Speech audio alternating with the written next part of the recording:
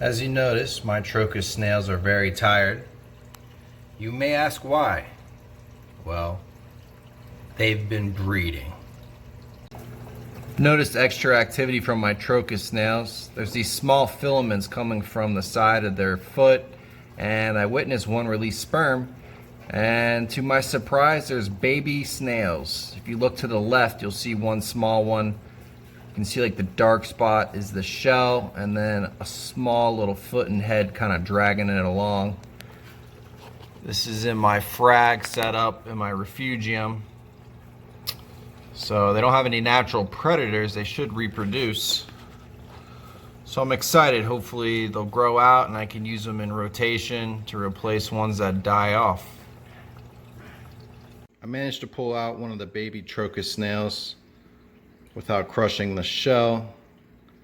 I will admit it wasn't my first attempt. So this is about the best view I can get of it. It was moving around a second ago. Focus. Alright, hopefully this makes George Costanza proud. For the next couple weeks I'm going to refrain from cleaning the glass and the sump frag tank to give the baby snails a chance. They are everywhere. If you see the white dots, those are the baby Trochus snails. You can also see there's lots of arthropods and copepods scurrying around. There's no natural predators in here. I'm guessing the snails may be reproduced in the main display, but the wrasses and other fish picked them off to where you never really noticed. There's their mother and father. Oh, aren't they sweet? In my previous video I had mentioned I was down one anthea and one firefish, down from 4 of each to 3 of each. Now I know I'm down one anthea as I pulled out the dead body, but I noticed one of the firefish is just hiding in this rock pile, and the other one's hiding on this side.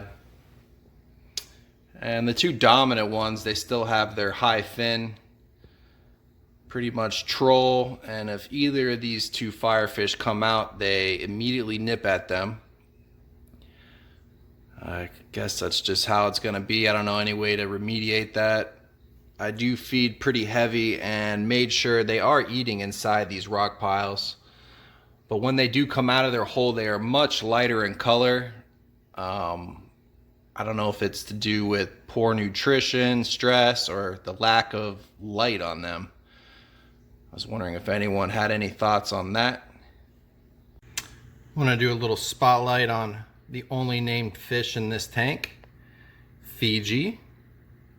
My wonderful girlfriend Bree picked her out and named her. Beautiful fish. She is definitely the queen of the reef. As you could see in the beginning there, she likes to show you her side. She kind of lines up on the side of the male anthea and tries to flick at him. See? She's got beautiful 24 karat gold looking eyeliner. When she pivots her eyes, you can see it.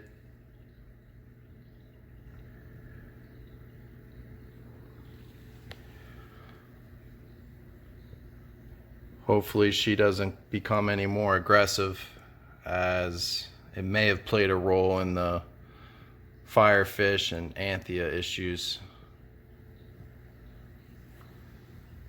She does do a good job at picking at the rocks. Of course she's not going to do it now. She sees me and just trying to show off. Oh, there's my lovely assistant back there. And there's a bird fight outside. Somehow a mockingbird, oh, flew right into the window. All right, back to Fiji. Yeah, there she goes. Anyhow, I believe she is a female by her fin lengths and coloration. She was sold to me as a pink fairy wrasse. Hopefully with time, she develops into a male. And the name Fiji goes both ways, so it works. Just wanted to give a little extra attention to one of the most important members in the household, the cleaner shrimp. He sits underneath this ledge all day, all night, and any fish that wants a cleaning, he does not hesitate. I really couldn't have planned a better spot for him to hang out. His antennae are quite long and add some nice movement here in this mostly SPS reef. I do have this one frog spawn colony. It was sold to me as an orange frog spawn. It's kind of developed a purple and green hue on the base, and the tips are orange. When I turn off the T5 lights and run just the blue LEDs, they do glow a very bright orange. I was just wondering if anyone else in the community has a frog spawn similar to this.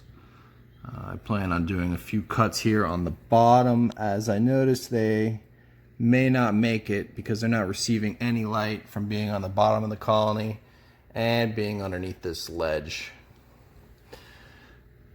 Now, it isn't all fun in this reef world. I had some receding here on my pink Cadillac on the one side. Initially, I assumed the worst and thought it was STN, but it did stop. I don't see any other, regression on any of the other corals. So hopefully it's just a fluke, maybe a predator, a crab or something at night picked at it, or a mucous membrane from this wrasse rested on there for long enough to cause it to recede. Let's see, he's waiting for somebody. He also picks at this red table. It doesn't seem to, mind at all. Doesn't retrieve its polyps. I purchased two par 38 bulbs that were about 54 watts off of eBay that came directly from Hong Kong, China. And I was running my refugiums with them. 3 months later, both burned out. I'm using a CFL bulb and the 40-gallon breeder temporarily. And then I have the AI Prime in the 75. So, thinking about saving up my pennies and getting a prime for the 40-gallon breeder refugium as well. Just a little update on my RODI filtration system. Previously, I was running 2 mixed bed resin canisters, and I was having to replace one of the canisters every 8 weeks due to running off of well water. So I upgraded to a 3-stage DI resin, 1 anion, 1 cation, and 1 mixed bed. And within the 2 months time that I normally would have killed one of the entire mixed beds, I don't see any consumption on the first stage, the anion, and I'm almost to half on the cation, and there's no consumption on the mixed bed. So I feel like the investment is worth it. If I get approximately 4 months, I have to change one of the resins. That's half the cost, and the added cost of upgrading should make up for itself in a short time. Congratulations, reefers, you made it to the end of the video. You must be interested in what the Acro and now famed snail breeder has to say. I don't blame you. I'm going to go ahead and announce my 269 subscriber giveaway. What's the prize? 15 Acro frags. Yes, 15 Acro frags. Whoa! I'm going to release further details when I approach 269 subscribers. Why 269?